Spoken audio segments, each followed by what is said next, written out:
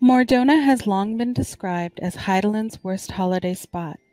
15 years ago, it suffered a battle of epic proportions as Midgard-Sormer and the invading Garlean forces had a minor disagreement, followed about a decade later by the Battle of Cartano, during which the moon Dalamud decided it didn't want to be a moon anymore and released Bahamut onto the world.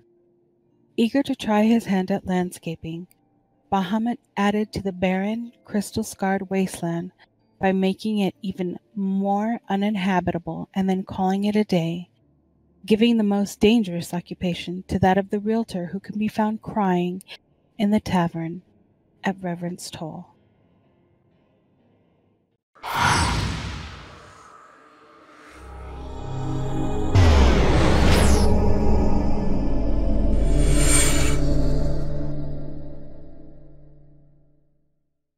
Stepping into the Aether with me today is Blake Lynn, to my Hello. right. Hiems White Rock, to my left. How's it going? And joining us tonight as our special guest is Kifd Meridius. Hello. Kifd is the paladin for Team Mythic. They came in 13th in the world for the World Ultima race. And... what? Spoilers. I don't think that's really a spoiler. That kind of already happened. Yeah. I haven't caught up on my daytime TV. Is that because you live in England over there? That is true. Yeah, you're like 6 months behind. Mm-hmm. No, we're ahead, No.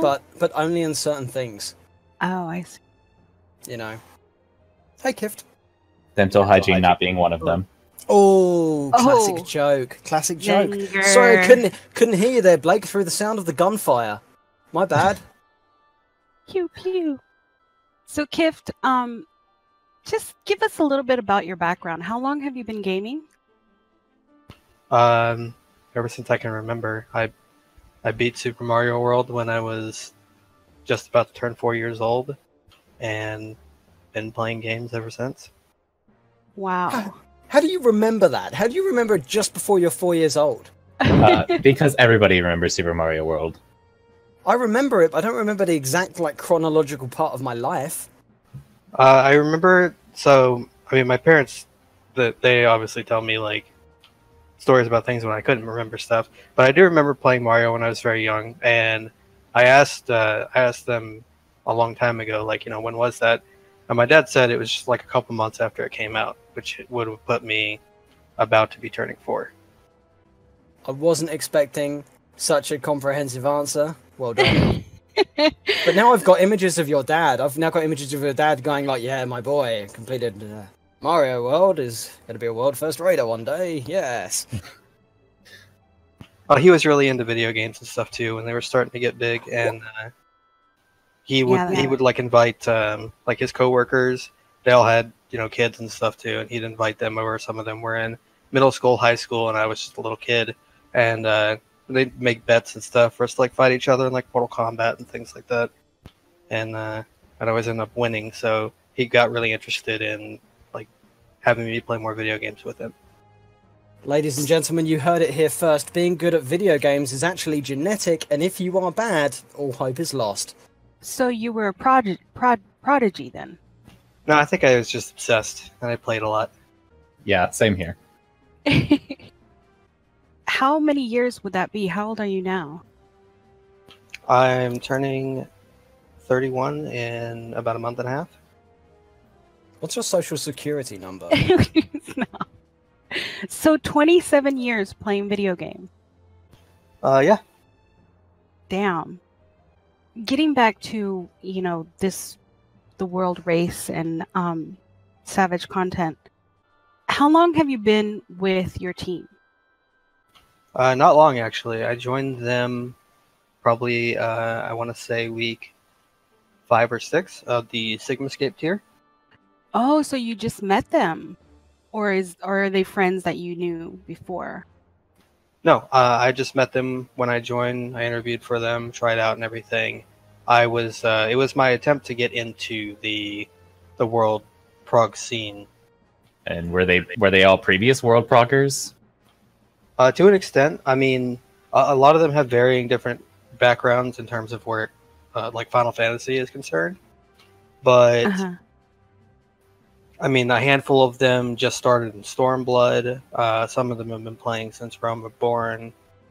So they're kind of all over the place. In terms of World Prog, I know that they tried their hand in Sigma, and I think they were 21st at the time. But the team is kind of a reform. They don't really have that many of the old members from there. So we're hoping to do better coming into AlphaScape. When you were trying out for the team, what kind of process was that? Like, what did they take you through Savage content just to see how you would perform, like on the fly, or was there a written test? Did you have to like do a blood test or something? Did they have to look at, like it's some sort of resume?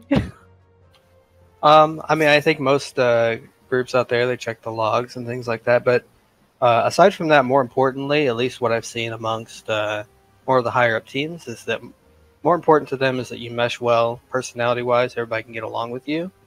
And that, I mean, some of the things that were more stressed on the trials were your ability to not only follow a script, but to pick up new strategies and do mechanics a different way, and to be able to do that with little to no time to adjust to them.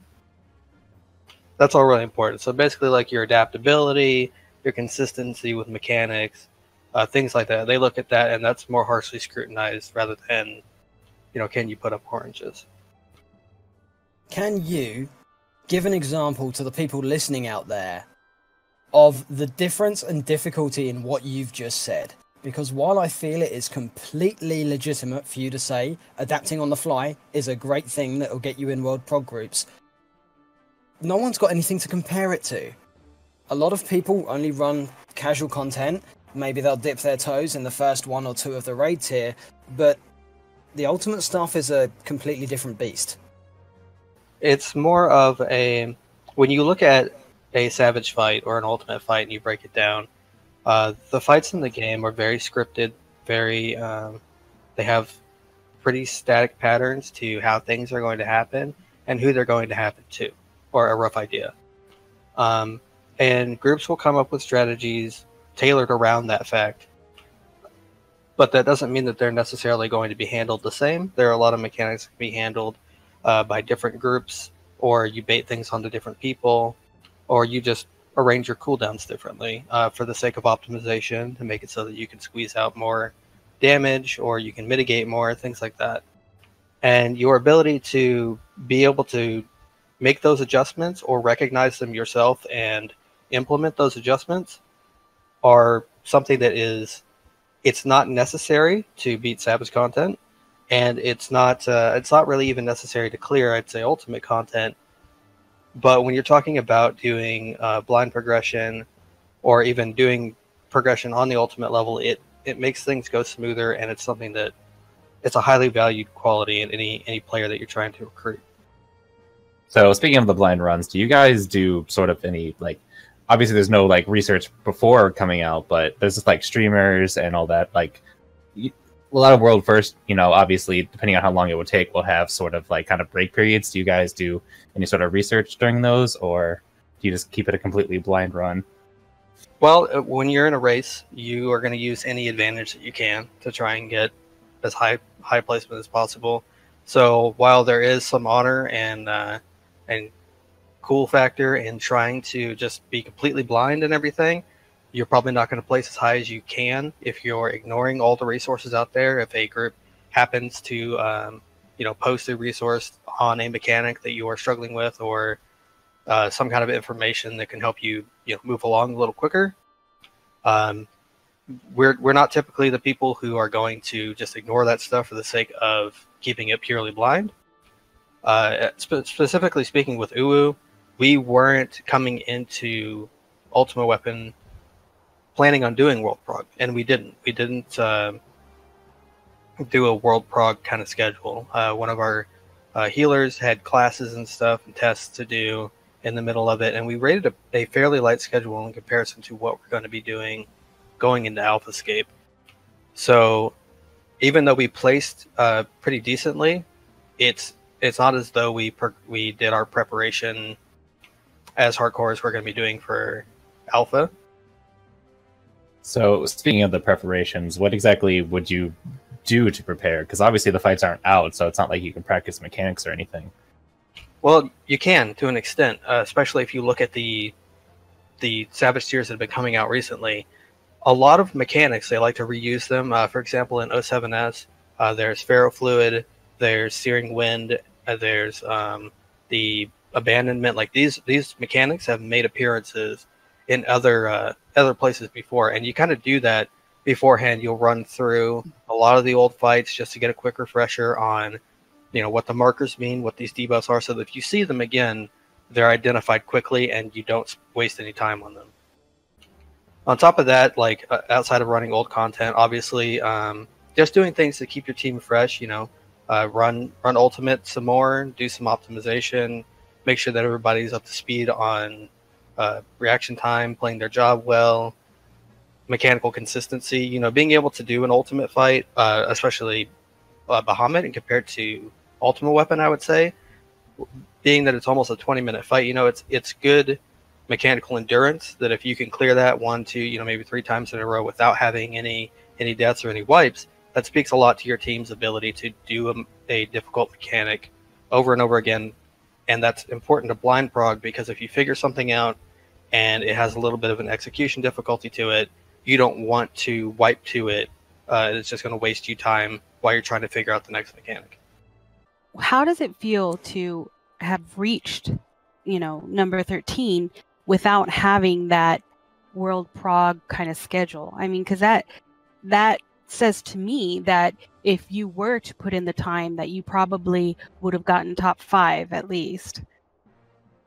Well, it really depends. It's the fact that we didn't put in a lot of time doesn't necessarily speak to our. It speaks to our ability to execute, but it doesn't necessarily speak to the whole blind prog race thing, because while we did do our fair share of blind progging and hitting mechanics and stuff that nobody was streaming and that nobody was talking about, there were quite a few things that were being streamed and that had been released, like we killed after the kill video had been out, stuff like that, and that did help us push forward. So I think our placement is more in Uwu, at least, since we didn't do world progging, was more of an homage to our ability to execute things that we know. And AlphaScape is really going to test how well we are able to figure these things out in comparison to the other teams that are racing, and then execute them. Yeah, because the progs and Savage content usually go a lot more faster than, say, the Ultimate tiers went. Yeah, definitely more of a sprint than the Ultimate's more like a marathon. What was your motivation for wanting to get into the World Prog race? Well, I had done raiding before in Final Fantasy, and I had done a lot of raiding before in World of Warcraft, and I really liked the I really liked the environment of raiding and working with a team to basically solve complex puzzles and bring it all together and kill a boss and get shiny loot. And that's always been a really fun thing to me. But naturally, when you're playing with a team and everything,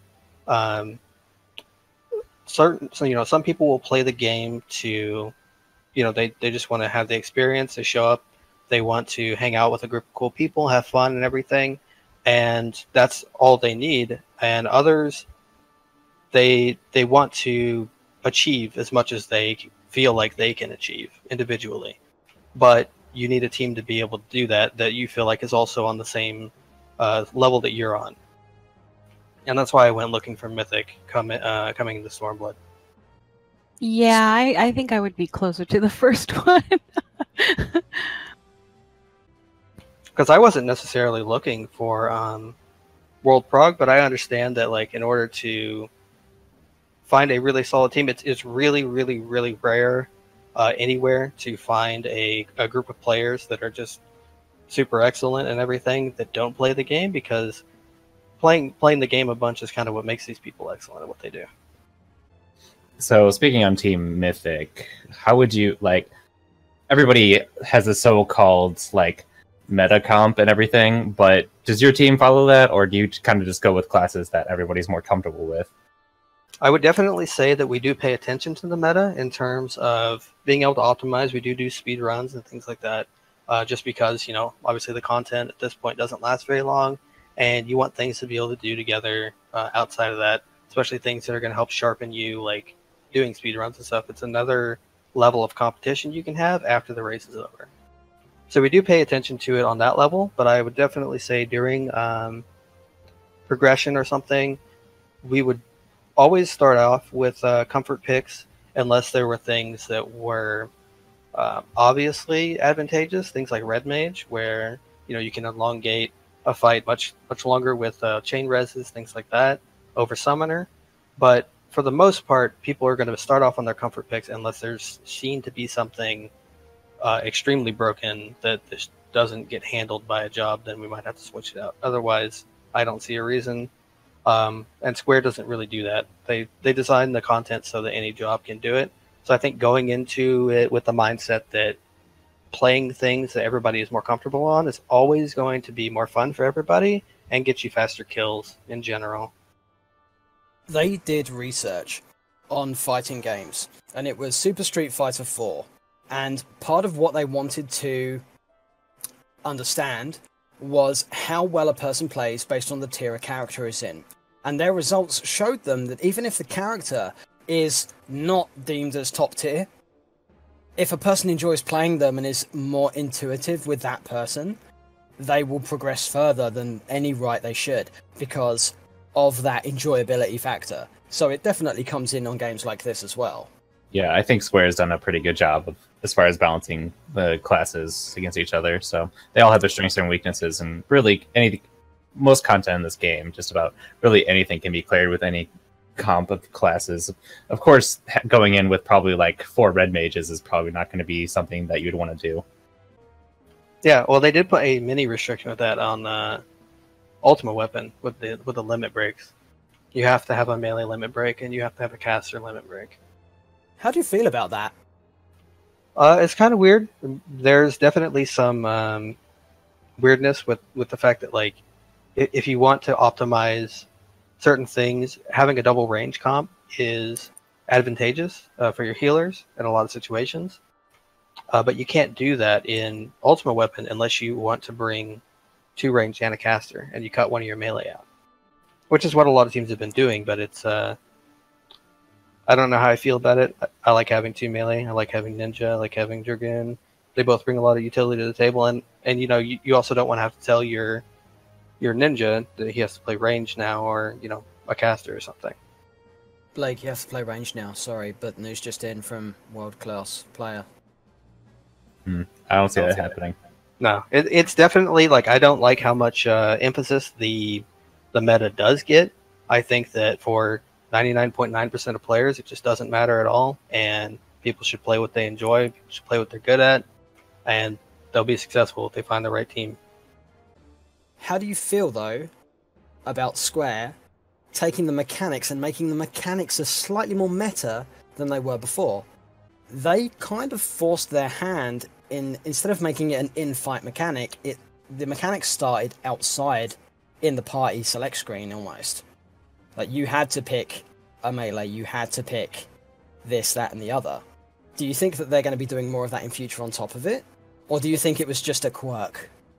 I don't think they will, and especially I don't think that they will at all outside of the Ultimate tier. I think that it's okay for them to have that one little niche thing in there, simply because, like, I mean, it did add to the kind of the feel of the fight, with you having to blow all these limit breaks and everything to survive this onslaught of stuff coming at you. But it's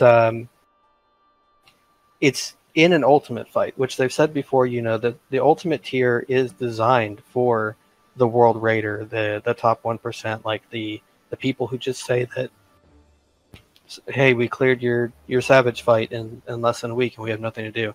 That's who the Ultimate tier is created for. It's so for them to have something to do once everything is over. It's for them to have that extra challenge that they're craving. So I think that them putting something like that in an ultimate tier is completely fine, and I don't see it coming to anywhere near Savage. I don't think that they'll ever do that where you need to have certain things, outside of the standard, tanks, healer, DPS stuff.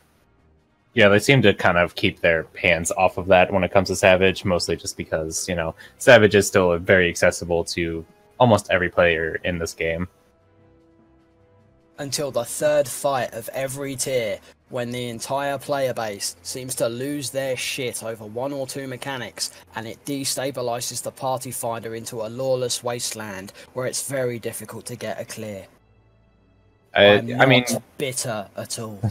To be fair, yes, it can be difficult. They do tend to ramp up the challenges, but it definitely can be done through party finders. In fact, it has been done through party finders, which I don't know if it could be said for Ultimate. I don't know. Maybe Kifd could elaborate more on that. I mean, probably anybody doing Ultimate and Party Finder, especially on the JP. I know JPs like to do it a lot too.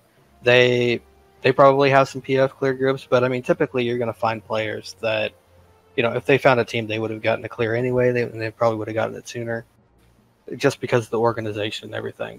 But relatively speaking, I feel like they try to keep the Savage tier so that it is accessible and it is clearable by the majority of player base that wants to do it eventually, at any pace that they want to do it in. And in terms of Ultimate, even though they're designing it with the expectation that not that many people out of the player base will get a clear, they still design it capable of you being able to bring any job. Now, there, like I said, at least in Ultimate Weapon, there's the restriction of you have to have at least one melee, you have to have at least one caster, but within those parameters, you can bring anything you want. You can bring a samurai, you can bring a black mage, you can bring these non-meta jobs, and you can still clear the fight. They still tune it pretty well so that even these players who have the mechanical ability and the knowledge and everything to beat the encounter can still play what they're comfortable on. It all sits with the player sitting at the keyboard or behind the controller, right? That's what you're saying? Yeah. You've heard it here first, ladies and gentlemen. All of those party finders that don't want a samurai or a black mage, it's perfectly doable with the samurai and a black mage if you understand the mechanics. And you're not a prick. Yeah, and if you know your job. Yeah. I mean, you don't really see that too much nowadays, but definitely around when Stormblood came out, there was definitely almost no parties that were accepting samurais. I feel like people are trying to play an elitist game in aspects of the game which are nowhere near elitist in nature. I can understand it for Ultimate. I can, it's fine.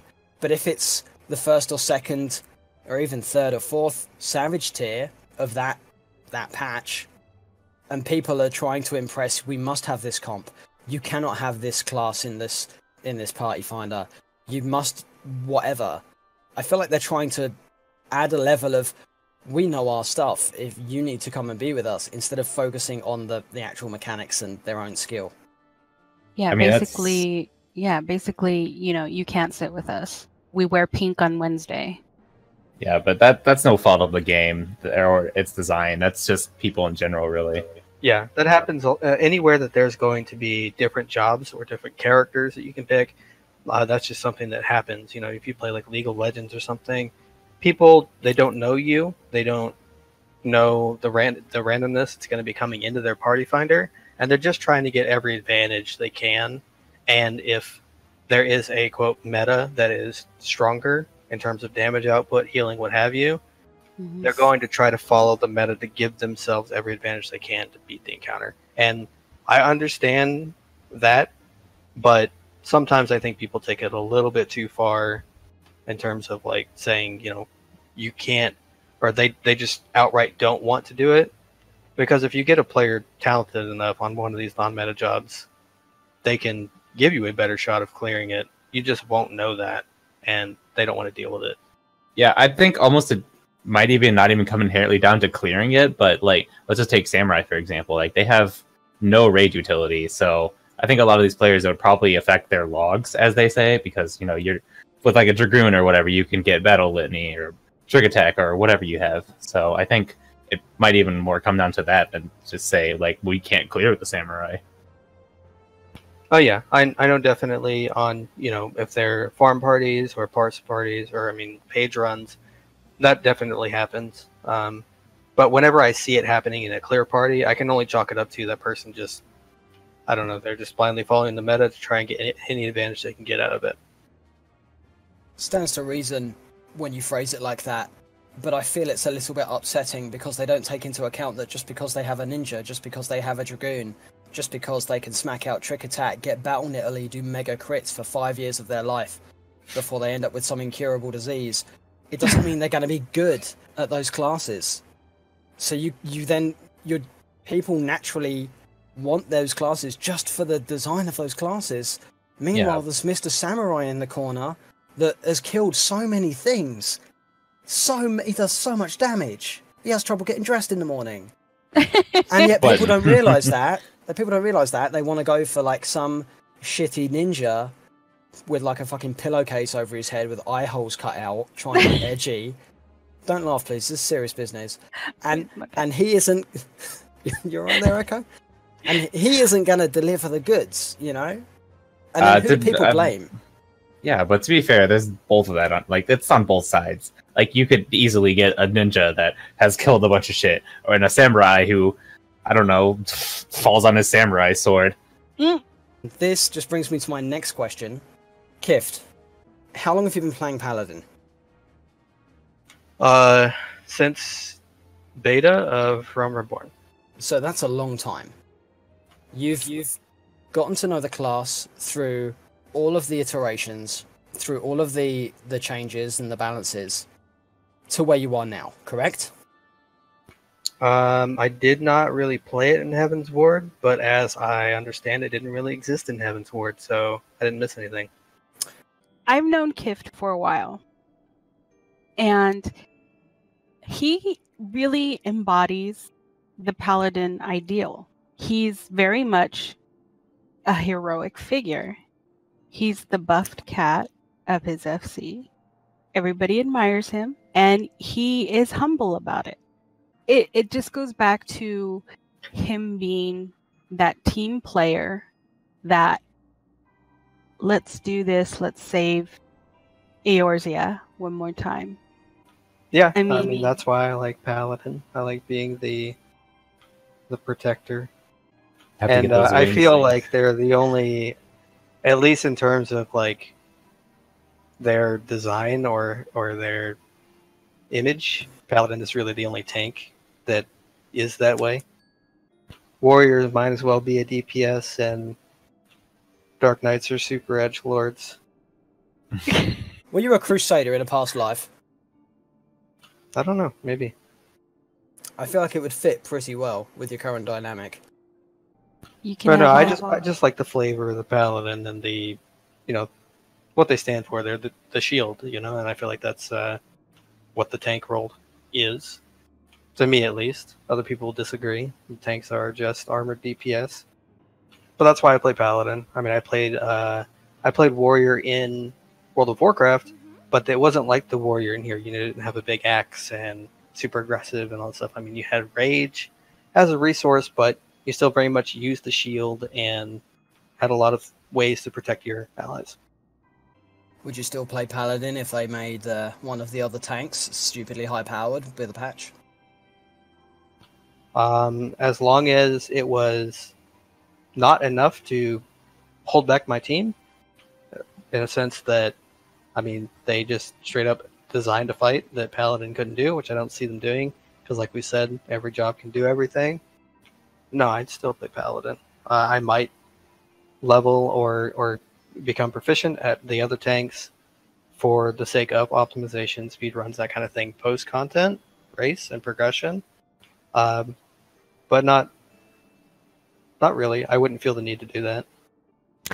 That brings up a good question. Do you have any other classes or jobs leveled? Yeah, I play Warrior sometimes on the side. I'm not as well-versed in it as I am as Paladin. I mean, I think tanking in general is more about learning the fight. So if you can tank on one job, you can usually translate that pretty well to the other tanking jobs. It's just switching up cooldowns and a little bit of movement stuff. But I have warrior leveled right now. I'm working on Dark Knight, and Samurai is leveled as like my only DPS right now. I need to get a different one. I almost have Bard maxed, but I'm trying to learn and get more proficient at the different roles and stuff in the game. Mm-hmm. But Paladin tanking will always be like my go-to thing that I enjoy the most. So while we're on the topic of jobs, I'm kind of curious, what was your comp or other people's jobs whenever you did end up clearing Uwu? We were Paladin Warrior, I believe White Mage Scholar, and then Summoner, Bard, Dragoon Ninja. Summoners are shitting out quite a lot of DPS of late. You may have noticed. I mean, summoners have usually been generally high as far as DPS goes. Yeah, they're pretty strong right now, and I mean, our caster, he's really good at Summoner, but I think he's the type of person that, you know, he might have to play Red Mage for progression, and so he's been practicing that, and he wants to get better at, like, or I think he enjoys playing Black Mage quite a bit. Like, we've even though people, you know, think that bringing Black Mage's stuff into Ultimate is a headache and everything, we still went ahead and cleared the two Ultimates with him on Black Mage too, because he just enjoys playing it. So I think he's always going to kind of like go to Summoner because that's what he knows and that's what he's like really amazing at. But he likes playing Black Mage. I like how you just bring that up casually. Yeah, he just casually picked Black Mage and cleared the ultimate fights. That's the level of player we're dealing with here, guys. You could give them a toilet brush and like a mop and bucket, and they'll clear Ultimate Warrior, whatever, in about 5 minutes. Yeah, but it really does kind of go back to the, like, I mean, obviously they cleared with him on Summoner, so they were kind of already more familiar with the fight. And I imagine he wasn't just immediately picking out Black Mage, like, hey guys, I just bought a jump potion, I'm level 70 now, I'm going in there. How do you balance real life and working towards progress? Well, Square's pretty good about following a schedule or having something that's pretty predictable, at least within a week or two, that you can work around. Mm-hmm. And it just comes down to, like, you know that you're going to have to get some time off. Like I said, during Ultimate Weapon, at least, we didn't exactly do that. Like, we only had a couple days for people to take off, and, you know, people had classes and tests and things. But outside of those 2 days, which we went fairly hard, I think we did like 12 to 16, or like 16 day one and then like 12 the next day. But outside of that, we were pretty light. And that was because, you know, people had to go back to school, go back to work. And that's kind of how it is outside of the race. Like, we're going to take time off for Alphascape, but as soon as people's time off is up, it's up. We're not going to, you know, try and get people to take more time off or call in sick or anything like that. People go back to having, like, we know that the real life obligations of things comes first before all of that. And if it happens that we're not fast enough to accomplish what we want to before real life catches back up, then that's just on us to get better. Yeah, and I bet that helps you in managing stress because it keeps sort of your priorities straight. That real life and your real life responsibilities come first, and then it's, you know, gaming and trying to progress in the race and stuff. Yeah, and I know, like, because we have some people who are pretty new to world progging or blind progging and things like that. And while I'm new to it with this team in Final Fantasy, I'm not new to it. Like, I did it a lot in WoW, and like I try to tell them, they get really nervous, or they got really nervous whenever they had to miss a raid, or they had a family thing, or anytime that people wanted to do something raid related and they had something else to do. They were really hesitant or really just nervous to, like, say anything about it. And we try and remind people as much as possible, like, it's totally fine. Everything else that you have going on comes before the game, and it's not going to have any impact on you. I think that's a really healthy attitude to have. Healthy and important. Especially when... I mean, Square and Yoshi P try and push that on people too. You know, Yoshi if you ever watch him throughout the world races and stuff, like he'll send out messages and tweets and stuff saying like, make sure you guys are, getting sleep and make sure you guys are eating. I like how he does that to show like kindness and caring towards the members of the community that are tearing his content apart. But everyone actually running for that is just like, nah, let's just... Thanks, Yoshi, that's great, but we're on hour 36 of 72. We need to get through this now. Yeah, I think Happy said something in one of his videos about when he went, because I know that his group was progging pretty hard, but he had to take a short break to go to, I think it was E3, and he talked to Yoshi there, and he mentioned that like Yoshi had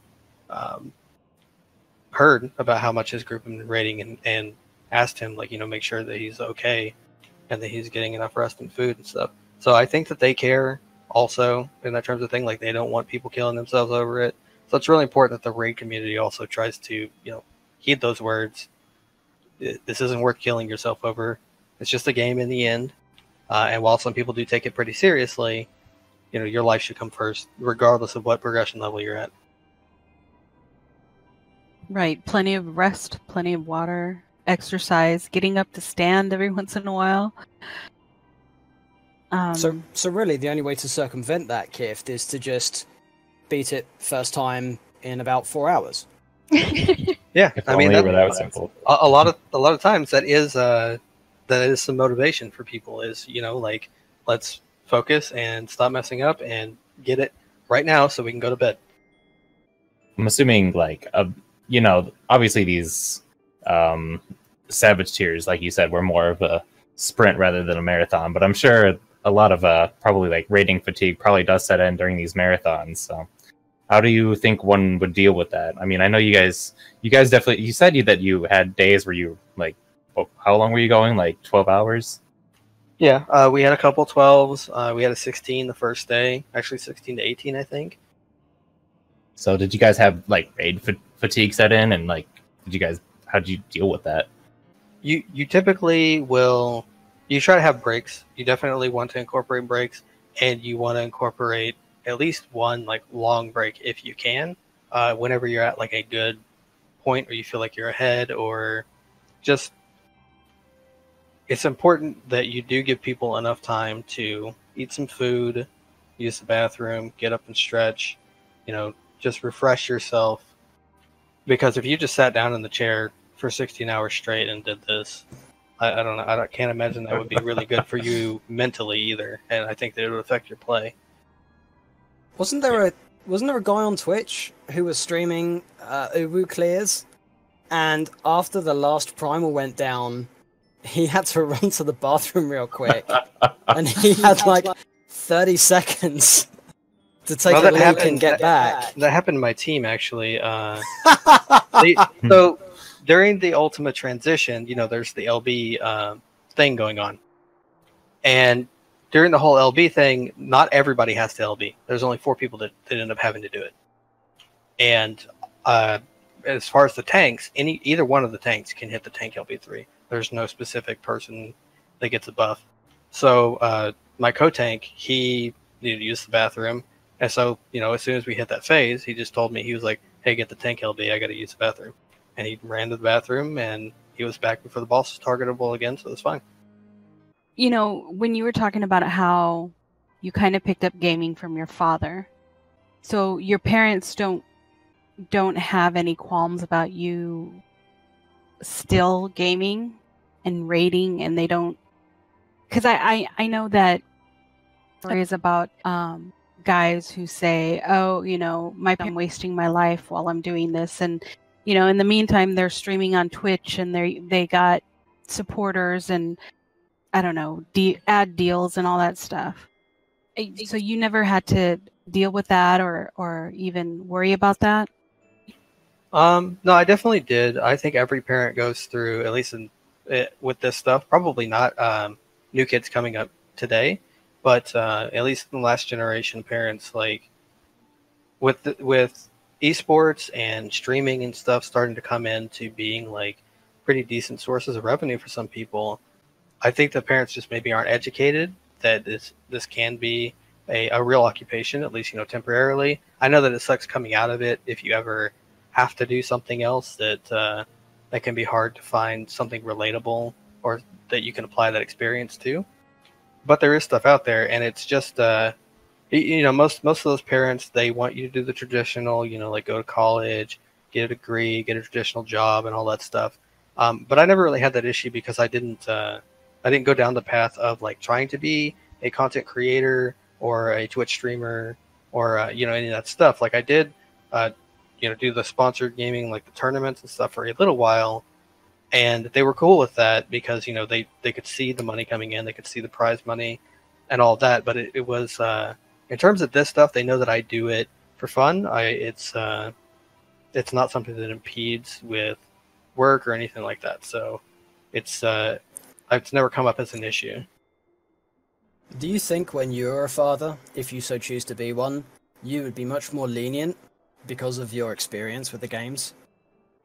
It really depends. As long as like I said with the boat that I'm in, as long as they're following a similar path to where they are not just, and I think this goes back to what Echo said, people have the parents who say, they think their kid is wasting their life. Some people do that, and it's not just with video games, it's anything. Anything that somebody makes a hobby out of or gets addicted to and puts all their time into and shirks off things like work or school or their other responsibilities in order to make sure that they can, live a happy life. Any of that is going to be a problem for anybody. So if you don't take care of those things first and you put the other things before it, that's when it becomes an issue. And if I had a kid, that's what I tell them, like if you, I know you have a big project coming up, science class, you need to do that before you play the game or you can't. Responsible parenting tips from a gamer to a gamer. Those people who have shirked their real life responsibilities and have kind of fallen down the rabbit hole of whatever hobby that they may be in has cast a shadow over all of gaming and all of that type of community, whether it be gaming or content creating or something like that, because it's like they started that whole idea of the neckbeard in mom's basement doing nothing but gaming all day or doing nothing but streaming and not doing anything else with their life and not having a healthy balance between gaming and life.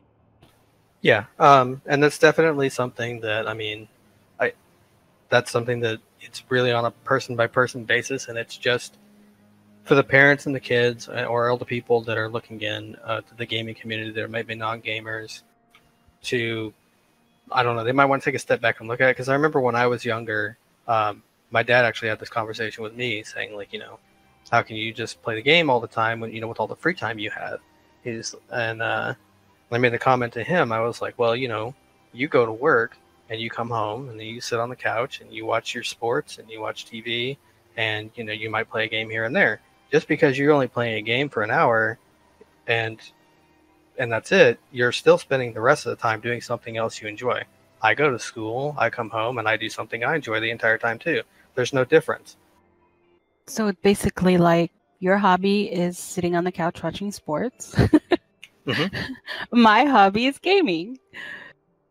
Yeah, and I even made the argument to him. I was like, you have fun watching, doing what you do. I have fun doing what I do.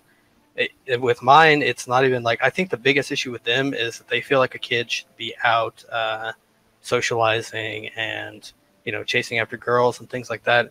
But they didn't realize, with that being where the internet was starting to get really big and internet gaming and everything when I was growing up starting to get popular, you can spend a lot of time with your friends online, doing stuff together, playing games. And you don't even need to go out and chase girls. Girls will email you and let you know that they are single in your area. Oh, yeah. Everyone's available. But to throw it back for a second, it's really quite interesting in the dynamics of parents then and society to parents now and society. Because the conversation you had with your dad, all of these situations where it is still deemed nerdy and uncouth and shut away in the basement gaming for 12 hours on end and not seeing the light of day for 3 weeks, all of this can still have a purpose, but it just needs a level of communication between, I guess, parent and child. Whereas as our age group slowly starts going into the 40s and 50s, we have that life experience. We know a person is having just as much fun and they're perfectly fine playing games and everything else as long as other responsibilities and chores and such are taken care of. I think it's quite interesting how the dynamic has shifted somewhat into it being more socially acceptable, to the point where I feel like you as a father would be upset if your child wasn't like top tier on League of Legends or something. Like, Dad, can I stay up and play some League of Legends? What rank are you? I'm only bronze rank. You can go to bed. That's another thing. I know, like, not everybody is going to put a ton of time into a game and have the aspirations to, like, want to be great and want to be, at the top and everything. A lot of people just play for enjoyment. They, there's plenty of people on Final Fantasy who don't even do rating at all, and they still get hours and hours soaked into the game, having tons of fun with their friends. So not everybody's like hyper competitive, but I think that is kind of like the only difference in terms of the World Raiders and things, is that when you look at a normal Final Fantasy Raider versus a World Raider, it just comes down to, do they want it bad enough? Are they hyper competitive? Do they want to be competing at this at all? And do they have the time and the experience to do so? And that's really all it comes down to. People with lots of experience in the field already are going to have an advantage because they're just naturally, they're better at doing it since they've been doing it longer. That goes with anything in your life. You know, you've been working at a job for 10 years, you can be better at somebody that started a week ago. And you got to have the time to put in if you're going to be racing and things like that. But that's all that separates them. So how much time, speaking of, do you think you would expect to be putting into these types of races? It's largely dependent on the content that Square deems to release, the level of difficulty that they want to do. I'm kind of hoping that Alphascape is ramped a little bit higher than Delta and Sigma, since it's going to be their last tier, and they should expect it to last a little bit longer. But typically with the way that they've been going right now, especially with when Ultimate came out, I know that the first clear Ultimate took, I think it was like 10 or 11 days for the world first, which was crazy. That we had content, come out, everybody's already geared when it comes in, and it took that long. Like, people were shocked when it didn't go down in week 1. But it also tempered a lot of players. It had a lot of challenging mechanics and tight execution that things just made the community, the high-end rating community, just better as a whole. By having to go through something like this, naturally, if you do something more difficult, it's kind of like when you're playing anything or you're doing anything, the more difficult things you have to do, the better at the stuff you're going to become, and it makes everything else easier. So when you do Ultimate, going back to Savage just feels like it's so much easier than it would have felt if you had never done Ultimate. So coming into right now, I think Savages, they're happy with it only taking, maybe 1 to 3 days in terms of difficulty. And in terms of time input for those kinds of world racers, you want to be rating probably 16 hours minimum on those days to try and get it down as quickly as possible. And I mean, some people even put in more than that. I think some people put in, if it's the final day or the final content and they're really trying to push to finish it out, people will put in 20, 22, 24, or just as long as they can go until people can no longer go. How are you not dead on your feet at that point? After like hour 18, surely you are not making any progress and instead falling back because reaction time, you're sleepy, every time you blink, you get like you want to go to sleep. You do that thing where your chin slips down and then you go, and you jerk awake. Yeah, how does that help? It's just you got to stay. It comes back to the competitiveness, like your drive and like your attitude to want to get that placement, to want to get it down before you go to bed. Really keeps you focused and keeps you sharp as much as it can, physically and mentally. But there's a limit on everybody, obviously, and as soon as you start hitting that, you just need to cut your losses and recognize, like, this is it. This is the point of no progression right here. We need to cut it, and everybody go to sleep and get up. Yeah, it's just that pretty much that one more level mentality that just about every gamer could probably understand.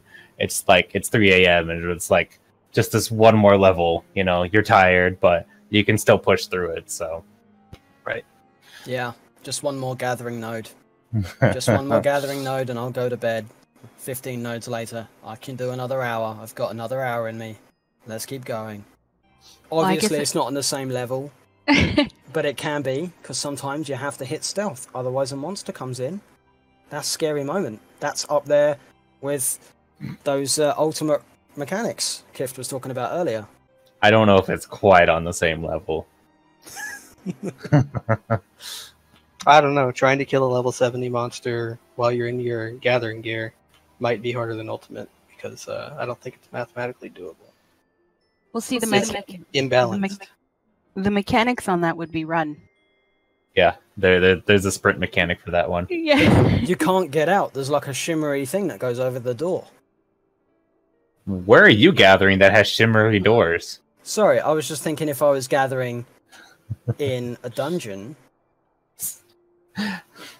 Because that's the thing that happens in this game. Wouldn't it be good if they were? So, speaking of on the sort of gathering / crafting aspect of this, like, how important is it to you to, like, with the release of Alphascape that there's going to be new gear? How important would it be to sort of get that gear, like, have pretty much, like, the best gear possible? Like, it's probably going to be, like, say, like, 380 crafting gear. Like, how important is that?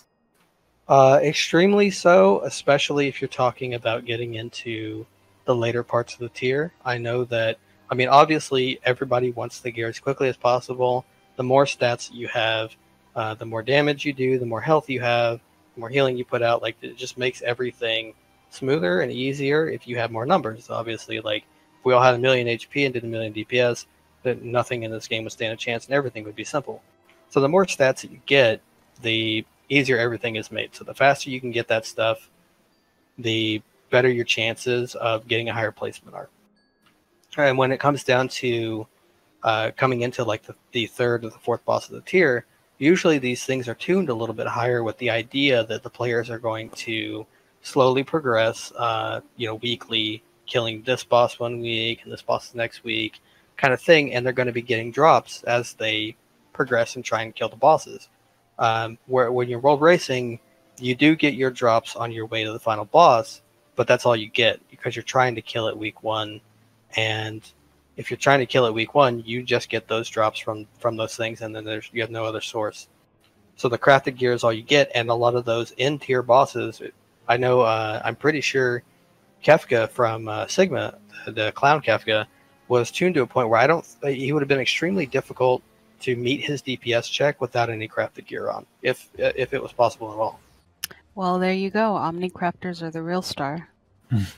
They are definitely important to the world race. Any team that has a group of crafters outside of the raid for them making the gear, not only making it, you want every stat advantage you can, so you want to pentameld each of those pieces too. And pentamelding, as you know, is just an RNG game of just you try and stick it in, and if it doesn't go in, you just keep trying over and over again until they get in there, and you got to do it so many times, and they get down to really low chances.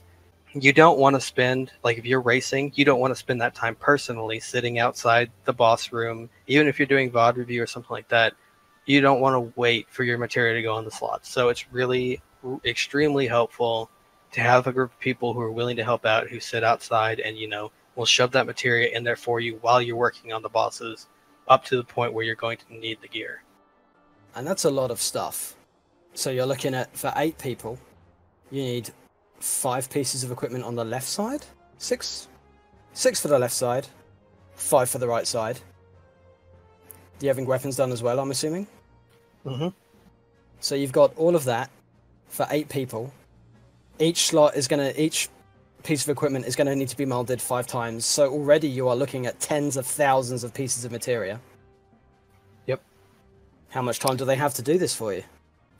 Typically, you want it done in, I want to say, I mean, obviously the earlier the better, and it depends on how difficult the early bosses are in the race when, you know, the gear check is going to start to ramp up.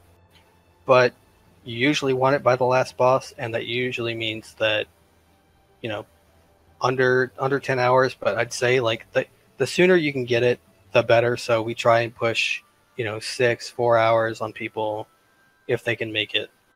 You must have one hell of a team for the entirety of Team Mythic to handle that many pieces of equipment and that many materia melds.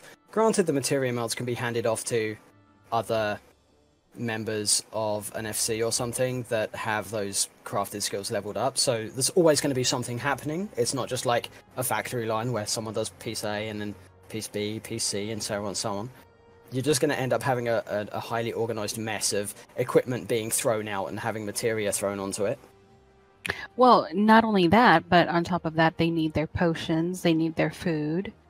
And it's also, I mean, it's a really, it is a really important part of it, and it's almost, like I would say, it's not really doable without them. You know, like you're not going to get an amazing placement without having this stuff done for you, because that's an enormous amount of time that you would be shaving off of yourself to have to do it all on your own. And not only that, because you're doing it and you're doing it when the content is available, it's not like these people just get to relax and do this at their leisure whenever they want to when the patch comes out.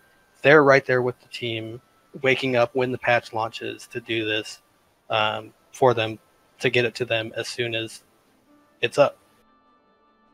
I'm sure that comes with its own hurdles as well, because if there needs to be a new book needs to be purchased, or new items need to be pulled out of the ground, so that itself can have the seconds tick away. Everyone's in on the race, and judging by, I think it was the first tier, I think it was Deltascape, it was done in 11 hours, 14 hours. Either way, it took around half a day. Half a day's worth of work for one raid group was supported by whoever knows how many people for that first couple, 2, 3, 4 hours, burning out that amount of equipment. Seems like it's no one stops. You know, being an Omnicrafter and a gatherer, I'm just, right now I'm trying to wrap my head around getting the new recipes, having the proper, you know, materials available, and on top of that, having these new tier of recipes and having either a macro or a rotation of how to make it high quality, and being pentamelded myself in order to be able to make it high quality. It's just mind-boggling to me. And I'm sorry to get off on this tangent, but it's just that, you know, I'm not a raider. I don't think I'll ever will be, but I am a crafter. So this is just, the idea of this is kind of overwhelming to me. And it's like what Hiems says, you know, we're all a part of the race. There are like data miners out there, so a lot of that sort of, you know, as you said, figuring out rotations or whatnot, that can be done kind of pre-game in a way. There are simulations out there, so that can kind of already all be taken care of. Yeah, the data mining is a very important step. You want to get that information to your crafters and gatherers like as quickly as possible, so they can, because I mean, you want to have a team. Obviously, nobody's going to do this alone, or it would take too much time. And you want that team to be able to look at all this information and formulate a plan to get it to their raiders as quickly as possible. Still mind-boggling. It's like a wise man once said, the race for 4.4 begins 4.3. That's true, because again, pretty much as soon as the servers go down, data mining's right there, and then we can get some basically pre-information and start working on it while the servers are down. So even before waking up, when the patch is live, there's still people at work. Then again, I feel like we've been given a bit of a saving grace this time around, purely because this patch has been for the last, 6 months? Sigmascape has been around for a long time. I don't think it's particularly that long. Don't they aim for about 3 to 4 months per tier? I think it's a little more than that. Maybe that's per patch. I'm not sure. I don't. I think they usually shoot for about 3 to 3.5 months per major patch. So that would make, and tiers last for 2 patches, so that would make it about 6 months per tier. It's definitely stretched out for longer than it normally did, especially between Deltascape and Sigmascape. Yeah. Oh, yeah. It just doesn't feel as long anymore because the ultimate tiers are in there, in between. But the crazy part is the gathering and crafting side of the game, something which I'm assuming you're unfamiliar with, Kifd? On a level of like being able to make my own crafting macros and things like that, absolutely. Like when it comes to crafting and gathering, like I had people help me level my stuff through just like leave kits, so I didn't have to do any of that stuff, and I just pick a recipe and find a macro for it and make sure I have the stats and hit a button. That's my extent of knowledge of crafting and gathering. Think of the gathering and crafting in the same way you think of World First Prog. Because as soon as the 4.3 patch comes out, everyone that is so inclined is going to burn through and get the best equipment, the best items, and everything else, pentameld their gear as much as possible, as quickly as possible. And then they're going to spend that period of time between 4.3 and 4.4 preparing for that big 4.4 push.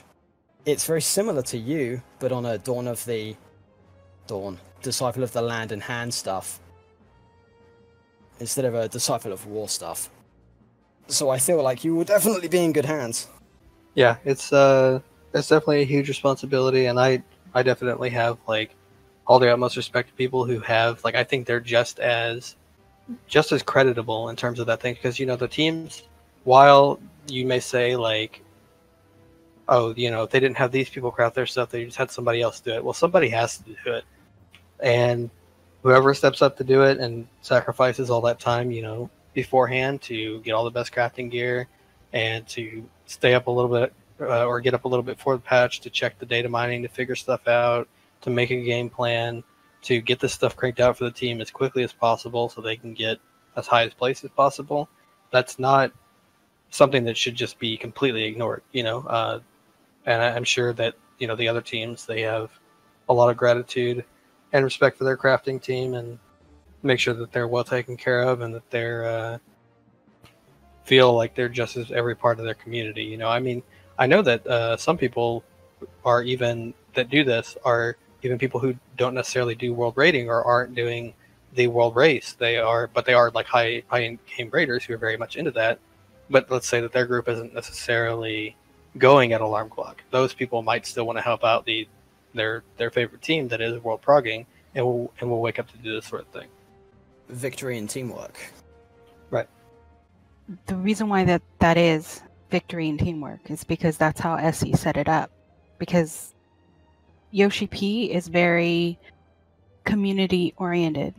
The creative community, the Final Fantasy community, it is vast and varied, and there are content creators and raiders and omnicrafters, and it just boggles my mind how social this actually is.